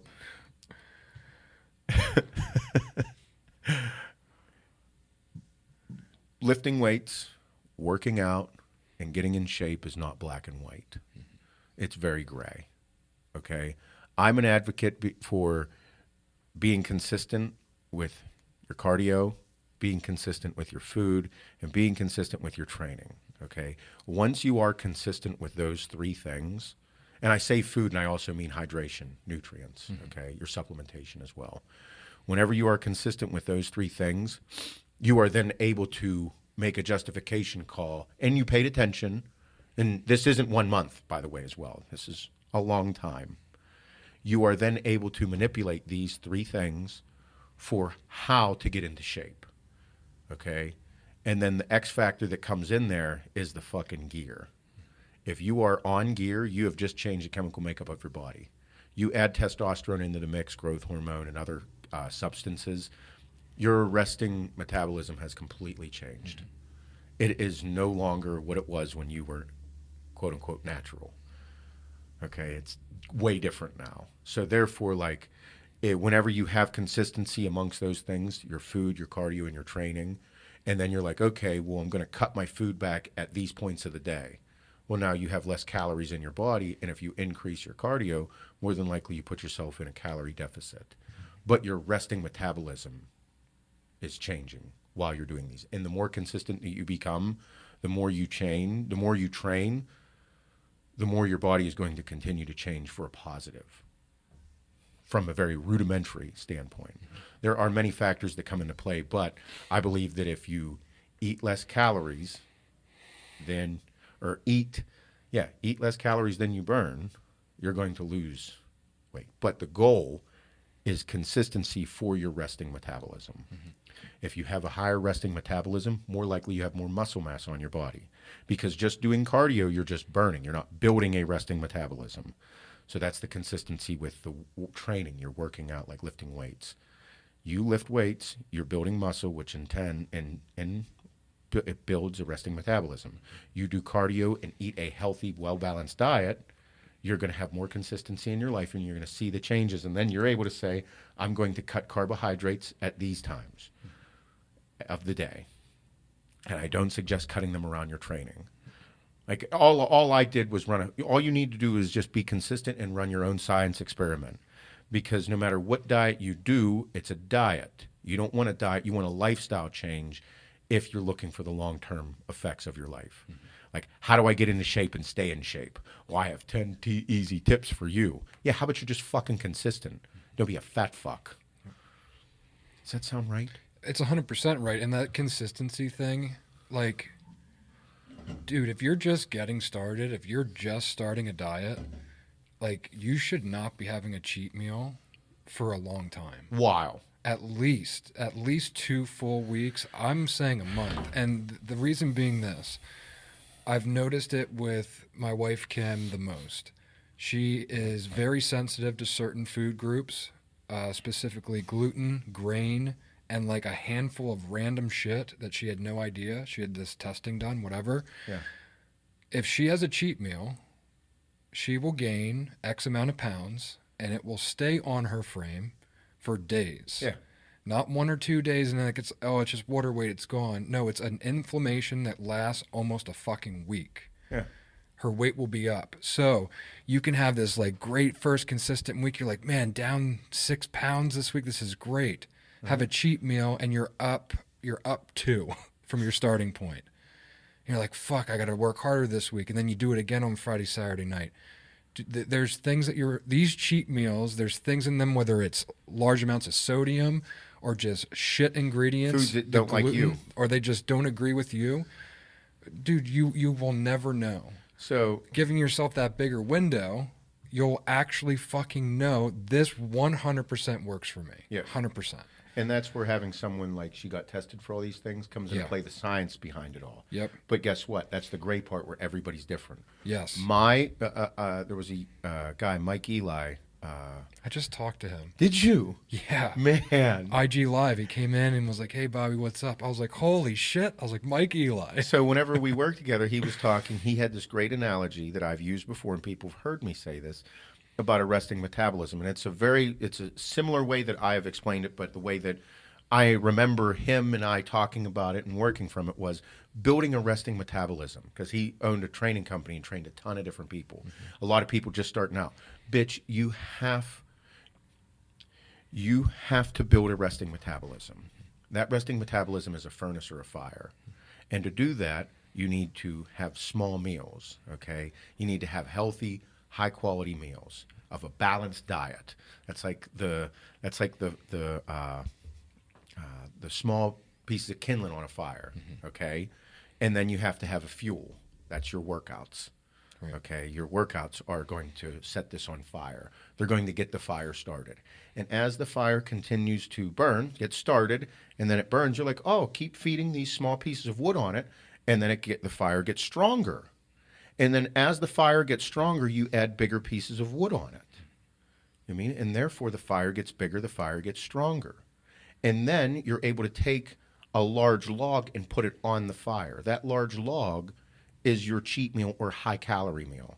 People misinterpret, and I have two, what's a cheat meal, what's a high-calorie meal?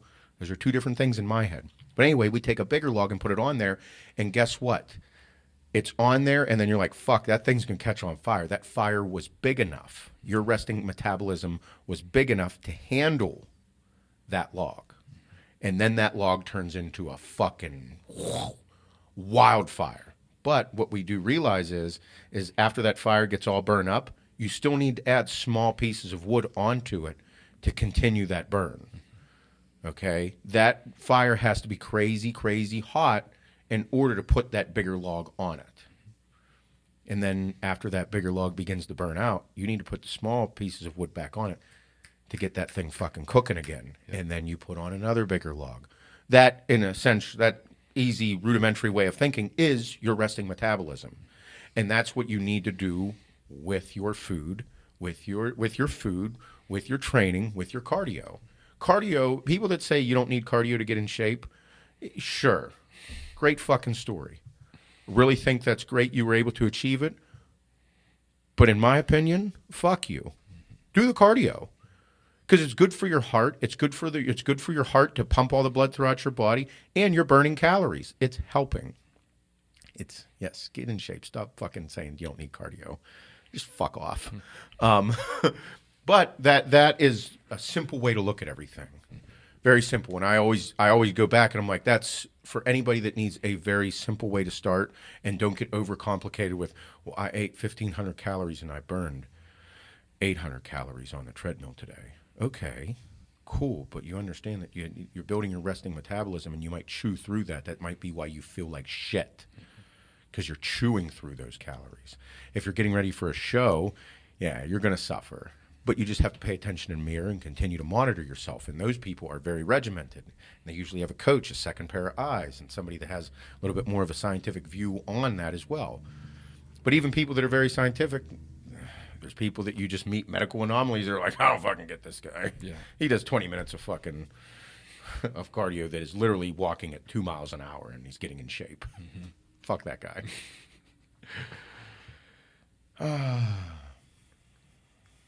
We'll go through a couple more. There's so fucking many here. Does eating ass count as calories? Never mind.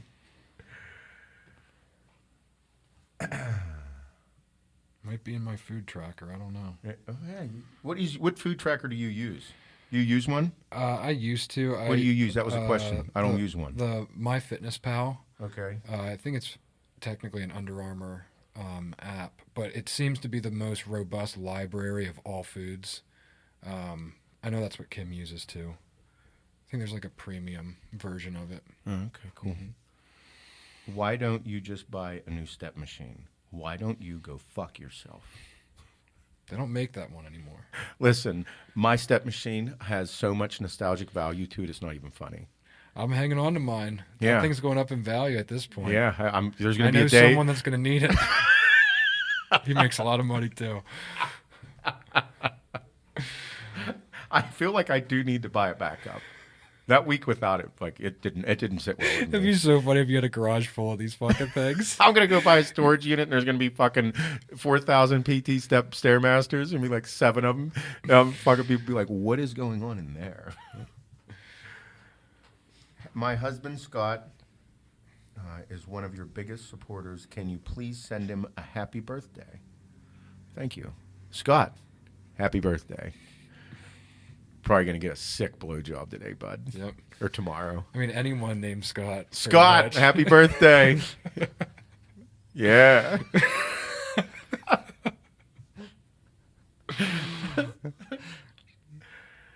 Wasn't the guy, Scott, you called the wrong name on purpose? Oh, Jesus. Steve. My neighbor. Hey, Steve. He loves that. Yeah. Oh, my God. He loves if you call him the wrong name twice in the same conversation. Yeah. Yeah. On purpose. It's a power move. Yeah. I wanted to show my dominance. He pissed me off a little bit. Yeah. Then I plowed his driveway. And his wife. I'm kidding about that part. The wife. The wife part. I did plow his driveway. Felt like my dad out there. Nice. It's a thing. Dad moves are a big My thing. dad would bitch about fucking clearing snow every time it snowed, but he'd do the whole fucking block. Oh, yeah. It's like, bro, they didn't ask you to do that. You didn't have to do that. Yeah, I did. I got to run and get fuel. I had to do Got it. 2 more driveways to go. I did. Oh, man.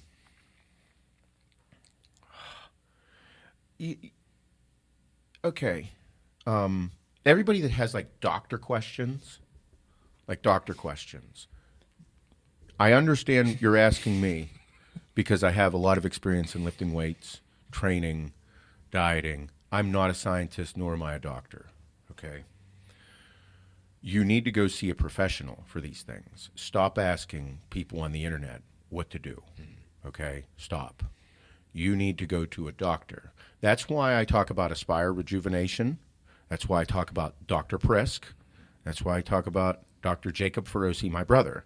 My brother's a sports chiropractor. It's his job every day. All he does is fix people and give them real programs to make themselves better, real recovery programs. That's what these people do. Do not ask people on the internet. Stop doing that. Go see professionals. That's why I advocate for these people. You need these people in your life. You need to build a relationship with them. You need to go see them. Stop asking people on the internet. Don't do that. Because, and even if a doctor is giving you fucking advice over the internet, that's a bad idea. Because they're not in front of you and they don't have the time to do an actual fucking, like a screening. Like to sit down with you and go through everything. Like that's why whenever you go get your blood, like you go like, oh, hello, Aspire, I'd like to get on your HRT. And they're like, okay, here, go get your blood work done. Oh, well, I just need the test. No, dickhead. Go get your fucking blood work done so that the doctor can see what's going on in your body and can actually go through a screening with you about what you need to do. That's like, oh, so I have this clicking pain in my shoulder. Okay, go see a fucking doctor, bud. No, I know what it is. No, you don't. Go see a doctor. You have to. That's why I continually say these people. Go see them. Stop asking. Keep asking me, and I'm going to keep telling you the same answer. Dr. Prisk, Aspire Rejuvenation, and my brother, Dr. Jacob Feroce. Sports chiropractor, orthopedic surgeon and wellness doctor, Dr. Prisk, HRT clinic, Aspire Rejuvenation. all people I trust, all people that know what they're doing. I would not recommend these people if I didn't use them myself. That's who I go to. Nobody on the internet is going to tell you what's wrong. These guys are doctors. Yes. Yeah. Good job. Any tips on preventing acne when on gear? Don't take it. Proactive. No, we don't get paid by Proactive. Oh yeah, we don't. Sorry. No. It's a side effect. It's a side effect. It's usually a side effect from shit. Yeah, from trash, using shitty gear, or it's just a side effect that it's happening from you. Like I could take 1,200 mgs of test, no acne, here and there, spotty.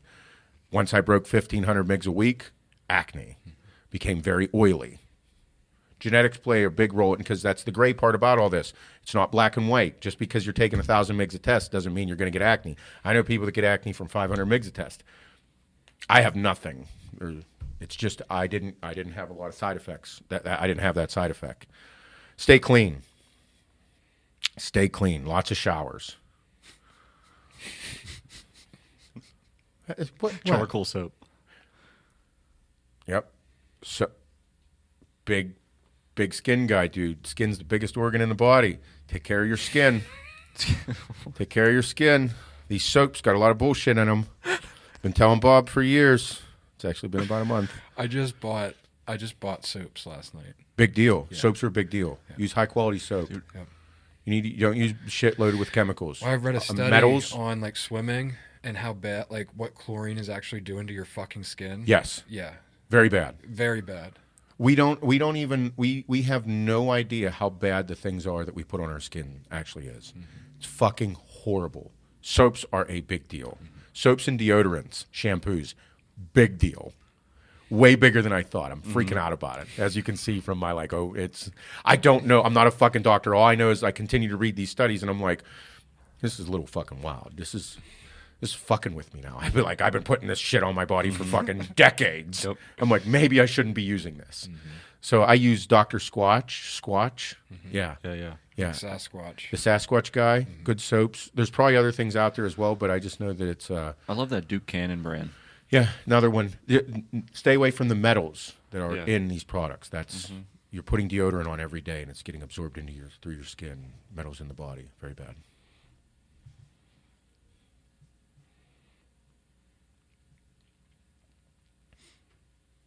That was not medical advice, by the way. No, it's just fucking common goddamn sense. The shit that we put in our bodies is very wild. Very wild. All right, we'll do one more here. I'll try and find a good one. Shane, did you get anything over there? I don't have my phone. What are you doing? I know. I'm sorry. You could have left and got it. You said you had questions. I thought you had some. Oh, that's nasty. Would you rather chug a bottle of ketchup or a bottle of vinegar? Jesus, God, that's horrible. Fuck. Oh. The most I ever benched, 495. I slightly tore my pec whenever I was 20 years old. After that I was done because I wanted to be a fucking pro bodybuilder. And I was like, fuck. Yeah, 495, never broke 500. How big's your dick? That's a question. Nice. I think you should answer it. Well, I could say like 9 inches and everybody would be like, you're fucking lying. I could say like 3 inches and they'd be like, well, that's probably not true either. I could say 7 1/4 and you'd be like, that might be true. I could say it could be 5 inches and look like a pop can. You're like, it's probably the truest. Doesn't matter what I say. No matter what I say, it's going to end up on Reddit and it's going to be, I'm a fucking piece of shit.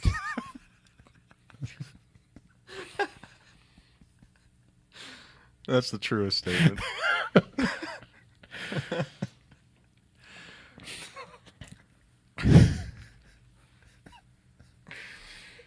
Wonder how long that thread would be.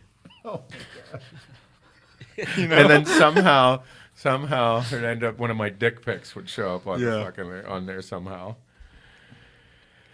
Oh my God. We covered a good bit of these. What do vacuums do? They just look cool, bro. That's it. How to handle a breakup. Forget about it. Literally, that's the advice. Do something that makes you happy. Okay, life advice for people. I went off on this on the live I did this morning real quick.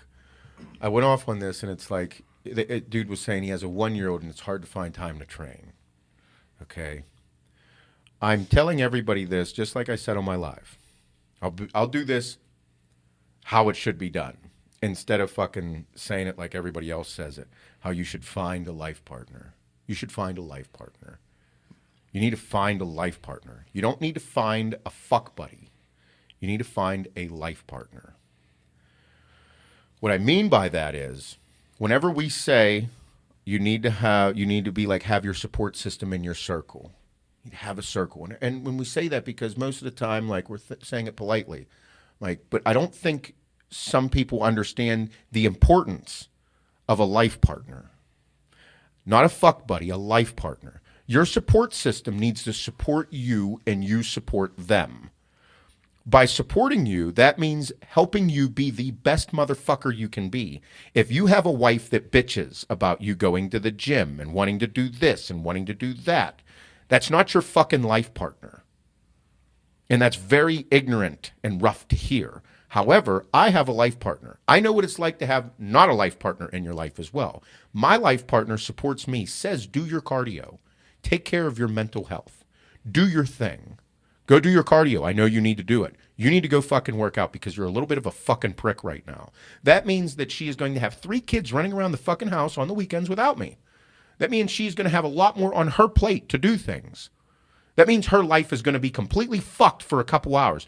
But while I'm training, I am busting my ass to be the best motherfucker I can be, so that when I come home, I'm fucking dad, and I am stiff dicking her, making dinner, slapping asses, and loving life with her. If you don't have that in your life, you need to fucking change it. You don't have a life partner. And vice versa goes. Whenever it's time for Hannah to have gymnastics, the bitch runs gymnastics. There's hundreds of fucking kids that come through on a regular basis. That's on her. She needs a life partner. She needs somebody to support her. She needs somebody to take over shit whenever she needs to go do her thing. So I do that for her. Life partners. Not a fucking hunky-dory support system. You need a life partner. Someone that's willing to fucking live and die with you, motherfucker. And everybody out there that doesn't have that, whether they're a male with a wife or a female with a husband, if you don't have those fucking things, shit's not going to work, because then you're going to begin to resent the motherfucker. And if you resent your fucking significant other, you are going to be one hateful, ignorant motherfucker. And it ain't going to be no fun. It's going to suck. You need to have a life partner. Your ride and die. You have to have that. Because if you don't, you ain't working out. You're going to be mad. And then you're going to sit there and do something that isn't good for you and isn't good for your relationship, and build that one emotion that I absolutely think is the worst fucking emotion under the sun. Resentment. You need a life partner. A life partner. Not a fuck buddy. Not just, everything's great. No. I want to love my wife, and I want to fuck my wife, and I want to do all kind of great things with my wife. I want a life partner. I want to have memories that you didn't capture, that you just remember. You need that. If you have a 1-year-old, anybody that has kids knows it's very hard to have kids. It's very intense. 1, 2, 3, 4, they get more intense as you get more kids. But that means that your time is going to be limited. But in order for you to be the best person you can be, you need to do things, and you need to have your life partner support you. If that means I leave for an hour, I do my cardio first thing in the morning, I'm doing it first thing in the morning because there ain't no other time, and it's good for my mind. If I'm training in the evenings, that means that somebody else is taking care of my fucking kids. And whenever that needs to happen for her, I do that in reverse. Okay, life partners. How to handle a breakup? If somebody don't want to be with you, motherfucker, why do you want to be with them? Simple as that. If you can't be comfortable alone and find out what you like alone, And who the fuck's going to want to experience those things with you? Just because you like to do things with yourself and then the person you're with looks pretty and got a nice ass, a fat ass, a pretty face, and everybody likes her, but you actually aren't able to do fun things with her, why the fuck are you with her, you stupid motherfucker? If that bitch don't want to be with you, or if that dude don't want to be with you, then don't be with them. Why would I want to go do things with somebody that doesn't want to be with me? Just because somebody's pretty, got a fat ass, and fake tits doesn't mean that, like, you should be with them. How are you going to connect with them? You going to have anything with them? No, it'll be fucking empty. I don't want a fucking empty person. I want to fuck somebody that actually loves me. I want to do cool shit with somebody that actually has those things. So a breakup, how do you handle it? You keep living, motherfucker. Why would you be with somebody that don't want to be with you? That's dumb. You agree? Yep. Agreed. Yeah. How do you handle it? Move the fuck on. Go do things by yourself. Go to the movies by yourself. Mm-hmm. Go do things by yourself, so that things that you actually enjoy, and then you find out what you actually like. And then you'll find a person that likes those same things, and you'll be able to do them together. There it is. Life advice. Yep. Pretty fucking simple, but I think people tiptoe around these things too much. Mm-hmm. Like a life partner and a support system. Bitch, to be an Iron Man. Oh my God. Bless her soul, dude. That's what I'm saying. It's not even like it's you need a life partner. Mm-hmm. You need a life partner. Because when I come home and there's 3 kids and the floor was fucking clean whenever I left and the floor is an absolute nightmare when I come home, and I'm like, oh boy. All right, best dad of all time right now. No more Seth at the gym. That guy's fucking dead. That guy's dead for the day. You're already done. You need to be dad and husband right now. Take over the kids. Give them the fuck away from mom. All right. Life partners. You got to have these things in life. You can't just be a one-way fucking street dickhead.